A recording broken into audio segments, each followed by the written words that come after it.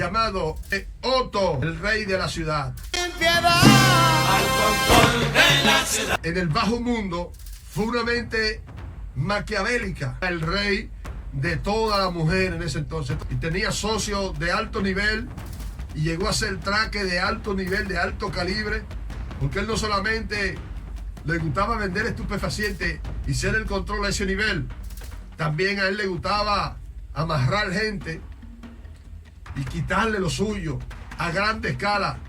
Tenía valor y tenía una ingenuidad para raptar personas y desaparecerlas. A ese nivel ya él se estaba moviendo. Bienvenido a una nueva edición. Su hermano quien les habla, Cristian Batista, cariñosamente Mutombo, la cuarta leyenda. Hoy tiene el honor de presentarle una historia acerca de un joven entre Gualey y los Guandules llamado cariñosamente Otto, el rey de la ciudad. Al control de la ciudad. Le cantaron esa salsa, esa canción en su fallecimiento, ya que a él le encantaba bastante.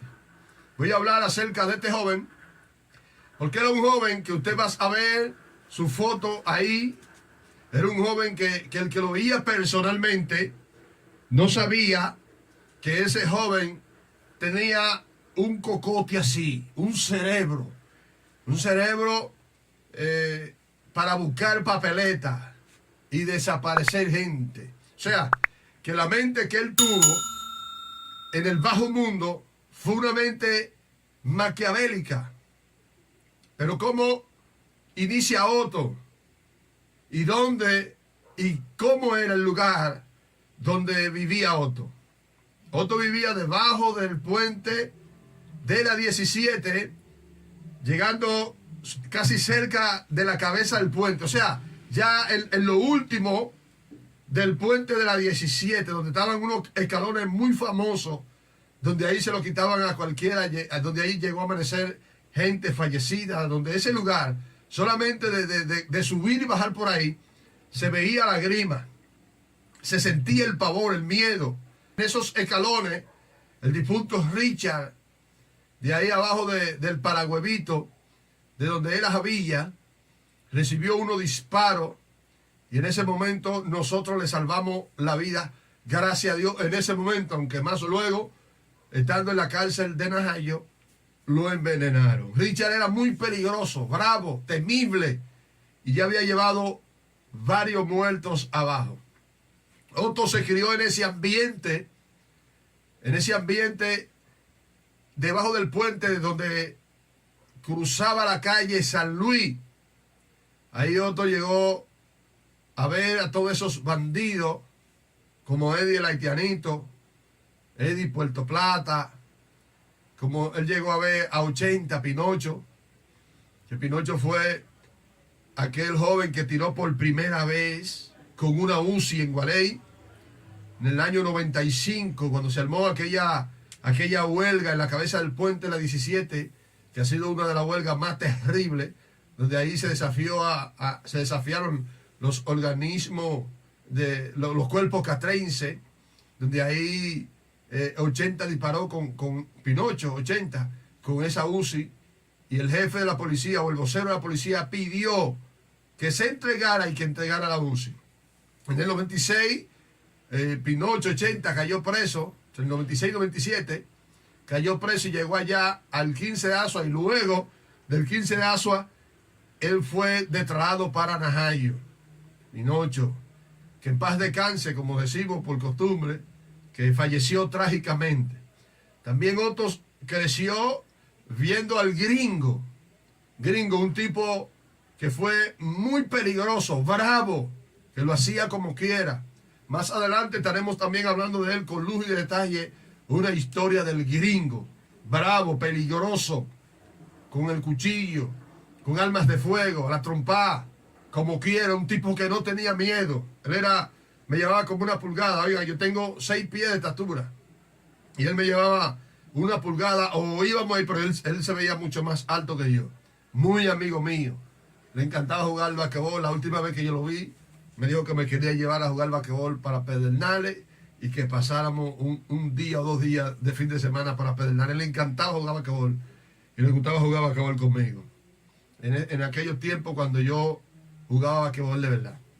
Entonces Otto se crió en ese ambiente, escuchando y viendo a los tigres bacanos de ese entonces, como lo era Puya, Godén, Ale Gordo y demás, escuchando la fama de la gente de la F, como Pichón, Caballón, Moraíto, Tomás Martillo o Tomás el Grande, Urímpide, Marcoyuya, El Patú,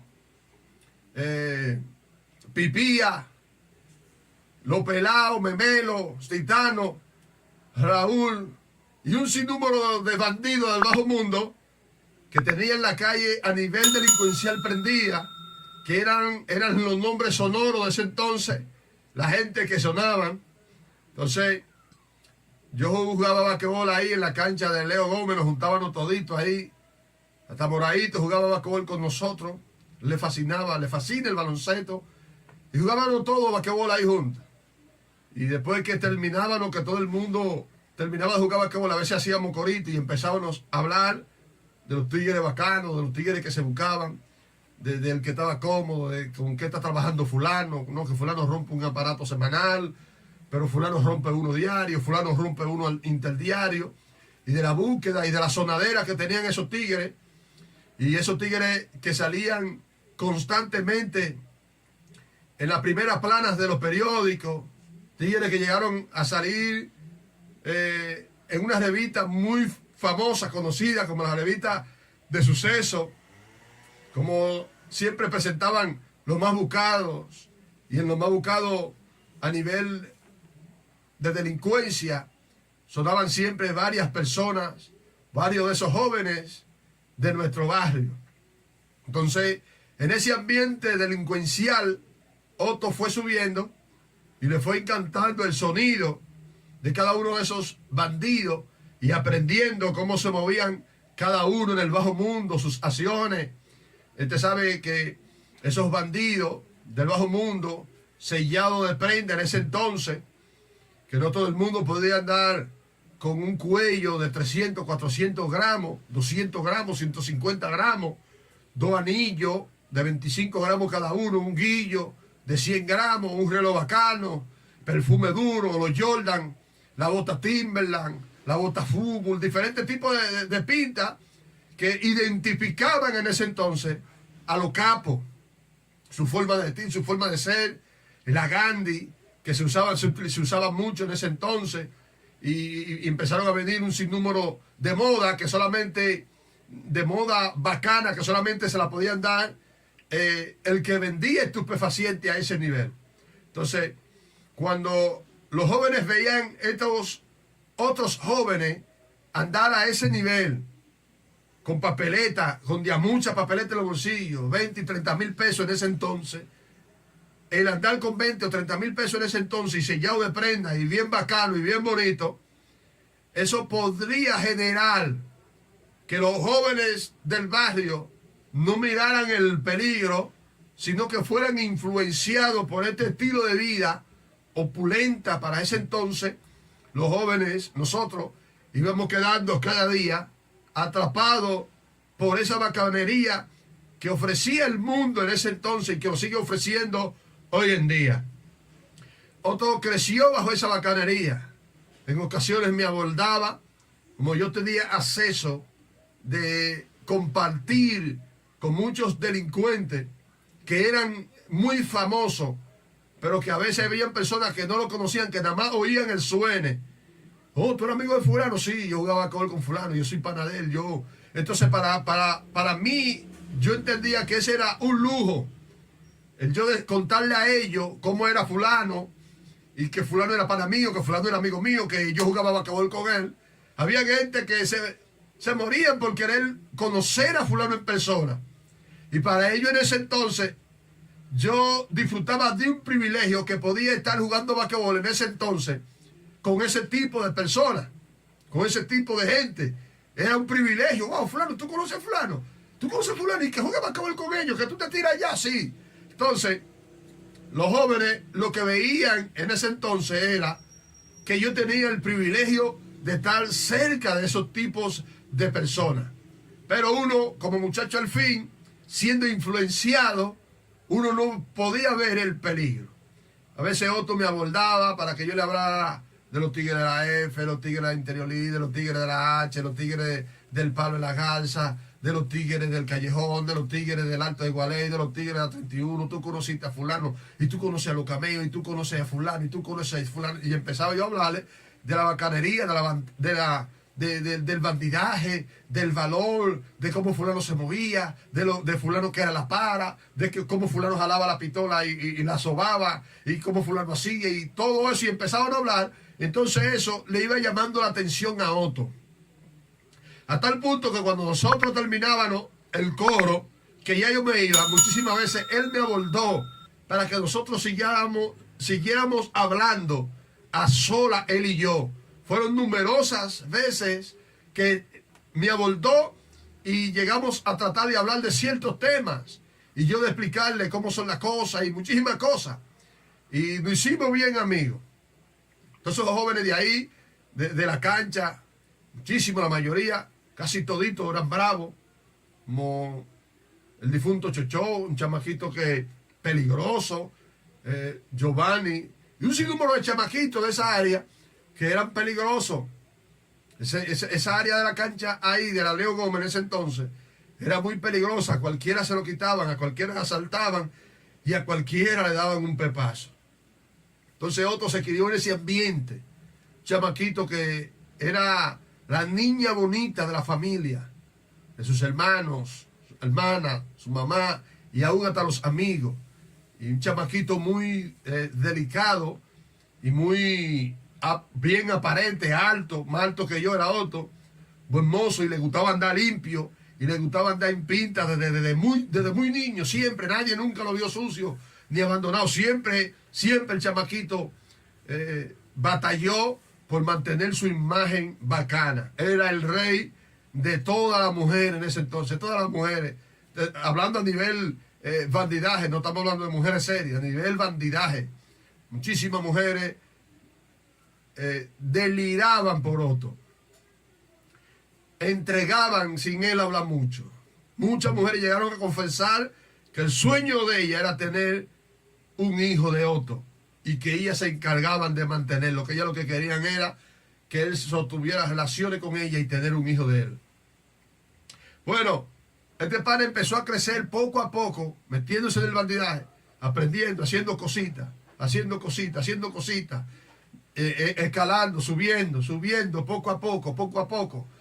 Que cuando la gente quiso venir a despertar, pues el muchacho era el que sabía del área. Sabía del área a un nivel que ya él tenía jóvenes, el cual él le daba ordenanza para que hicieran ejecuciones. Se cuenta que llegó a desaparecer personas que hoy son difíciles de creer que él haya tenido que ver con esos casos. Y gente de fuente oficial dicen que sí, que él tuvo que ver con esos casos. Se buscó mucho dinero, mucha papeleta. Pero ¿qué sucede? Que llegan momentos en la vida de cosas que uno hace que no son de bendición ni en el mundo físico ni en el mundo espiritual. Llega un momento en que Otto se abrió demasiado frente. Empezó a hacer cosas que no eran de agrado y que no iban bien. Se dice que a una persona, a un muchacho que yo lo conozco, se dice que él le dio un golpe tan fuerte, dicen que le dio una trompada en la cabeza, porque Otto sabía meter puño, sabía pelear a la trompada. Imagínense, todos esos muchachos por ahí aprendieron a bolsear con Leo Gómez. Y se dice que Otto era una bestia así, fuerte. Se dice que le dio una trompada en la cabeza, que el muchacho hasta el día de hoy tiene problemas mentales de la trompada que él le dio. Y así muchísimas cosas que él hizo que no estaban bien y que la gente se fueron disgustando y el sueño de él fue tomando otros rumbos a pesar de que él era el que sabía, a pesar de que él era el que controlaba y que movía aparato y tenía socios de alto nivel y llegó a ser traque de alto nivel, de alto calibre, porque él no solamente le gustaba vender estupefacientes y ser el control a ese nivel, también a él le gustaba amarrar gente y quitarle lo suyo a gran escala. Tenía valor y tenía una ingenuidad para raptar personas y desaparecerlas. A ese nivel ya él se estaba moviendo. Era el jefe. Pero chocó con un chamaquito que le llamaban el menor, criminal, bravo. Y entonces empezó a tener problemas con ese pana, que ese pana, mucha gente lo llegaron a querer, porque era una persona que él no abusaba, pero al que él tenía que enfrentar, lo enfrentaba con valentía. Él quería bregar allá en esa área, cerca de donde Otto, pero Otto no le quiso dar el break, y entonces hubieron ciertos problemas. El chamaquito se metió en problemas con Otto.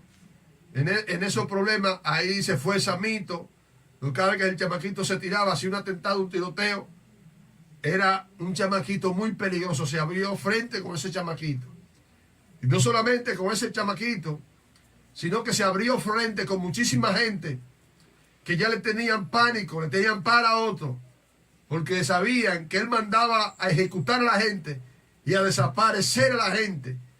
Llegó un momento que todo el que discutía con Otto se desaparecía, o alguien aparecía y le daba bala y moría. Veía la gente que habían tenido discusión con él, estaban en para, porque sonaba que él había desaparecido a Julián, sonaba que él había tenido que ver con el asunto de Santos, y sonaba que él había tenido que ver con el fallecimiento o el ajusticiamiento de Abel.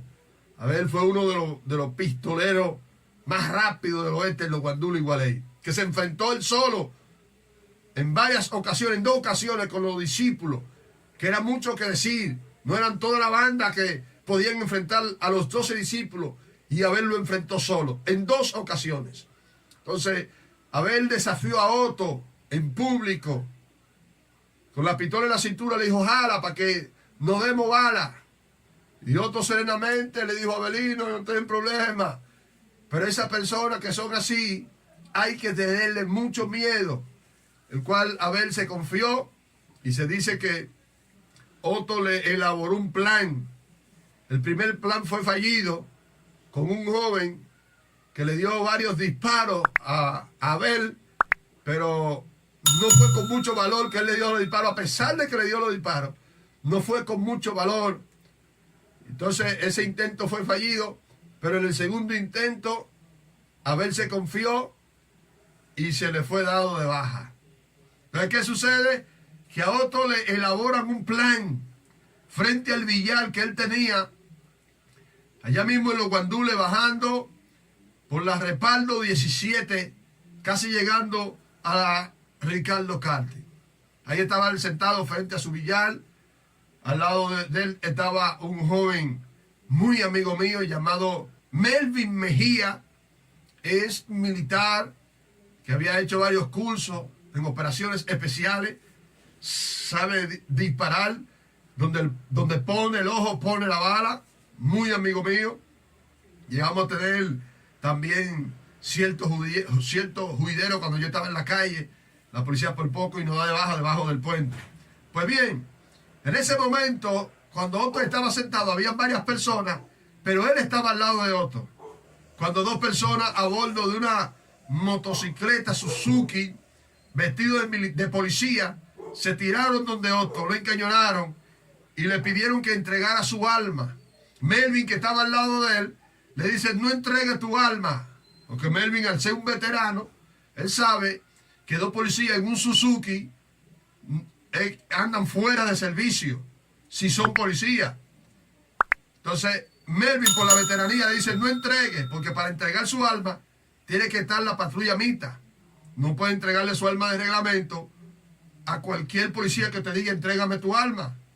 ¿Entiendes? Entonces Melvin, por la experiencia, le dice no entregue, no entregue, no entregue. En esa disputa Otto entrega, porque Otto lo que ve que es la policía. Y eran dos sicarios vestidos de policía, el cual cegaron la vida de Otto. Se cree que a Otto se le dio entre 13 a 14 disparos. Y ahí mismo a Melvin lo rafaguearon, pero como era un veterano se ranió y escapó por su vida, pero fue impactado por una bala en un brazo, pero salvó su vida. Entonces de esta manera le ponen fin a la vida de un criminal del bajo mundo llamado Otto. Entonces la gente siempre que escuchan esa canción, le dieron para abajo sin piedad al control de la ciudad. Sin piedad al control de la ciudad. Siempre lo recuerdan porque esa era la salsa que a él más le gustaba. Él tenía la mente como esos bandidos del bajo mundo de Colombia, porque él siempre hablaba de esos tulpenes, de el traqueteo de Pablo Escobar y de esos sicarios. Había un sicario, el sicario más mencionado de Pablo Escobar, que era respetado por Pablo Escobar, que también le encantaba esa salsa que le gustaba a Otto. El control, lo mataron sin piedad, el control de la ciudad. Que ese sicario era un sicario que Pablo lo respetaba por lo bravo y lo guapo que era. Así que de esta manera la grandeza de Otto a nivel delincuencial del bajo mundo llega a su etapa y a su fin. Estas historias siempre nos enseñan que por más bien que te vaya en ese mundo, que por más grandeza que tú tengas, que por más dinero que tengas, que por más plata que tengas, que por más bien económicamente que esté, siempre el final no es un final feliz. Y más cuando un joven así se abre tanto frente con tantos enemigos peligrosos. Así que en la fase final de esta narración queremos decirle que sin Jesús la vida es vana. Dice la palabra del Señor, enseña que de qué le vale a todo el mundo de qué le vale al hombre ganarse todo el mundo si al final pierde su alma. ¿De qué le vale al hombre ganarse todo el mundo si al final pierde su alma? Así que Dios le bendiga. Hasta una próxima entrega.